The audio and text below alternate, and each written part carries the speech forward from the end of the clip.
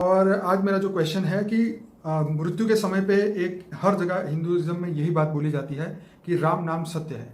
तो हम ये जानना चाहते हैं कि राम की बात क्यों कही वहाँ पे, आप बताइए। देखो, ये रामावतार से जब राम का अवतार हुआ ना, राम का अवतार त्रेता के अंत में हुआ और पूरा द्वापर चला गया ना। द्वापर हुआ 8,64,64,000 साल का, और बाद में कलयुग 4-5 हजार साल जो समझो। तो राम को इन्होंने भगवान माना है, इसलिए हिंदू लोग कहते हैं राम नाम सत्य है, साकार। मगर जो ज्ञानी लोग जानते हैं कि राम किसका अवतार है, वो कई लोग ज्ञानी लोग भी अविनाशी राम की बात करते हैं, जो वो राम निराकार राम की भी बात करते हैं।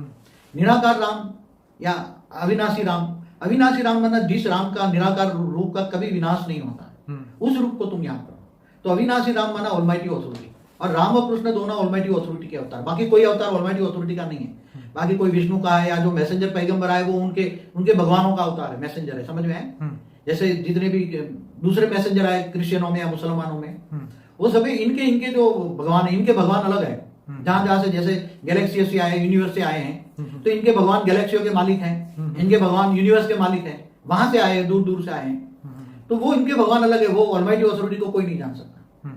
तो ये तो राम और कृष्ण ऑलमाइटी ऑथोरिटी अवतार है, इसलिए राम और कृष्ण को जो अवतार होते हैं वो साकार में आके काम करते हैं। फिर भी वो आत्माएं जन्म मरण के चक्र में आ जाती है। फिर वो आत्माएं वो वापस नहीं चली जाती ऊपर, वो आकर फिर जन्म मरण के चक्र में आती है।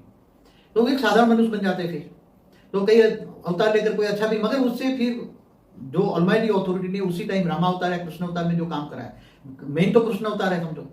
तो राम नाम सत्य है, तो राम नाम सत्य है, तो वो जो ज्ञानी है वो अविनाशी राम की बात करता है।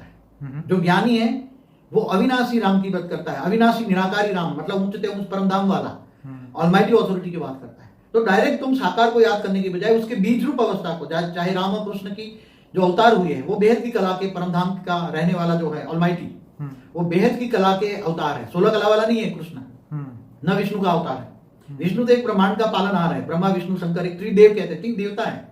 इसलिए ब्रह्मा द्वारा सर्जन, विष्णु द्वारा पालना और शंकर द्वारा विनाश कहा गया है। इसलिए तो एक ब्रह्मांड का 3 देवता है, वो तो बेहद की कला के ब्रह्मांडों का। तो ब्रह्मांड, महाब्रह्मांड, ब्रह्मांड, परम परम परम परम बेहद की कला। जैसे मल्टीवर्स 100 कला का है, यूनिवर्स 16 कला का है, गैलेक्सी 9 कला की है।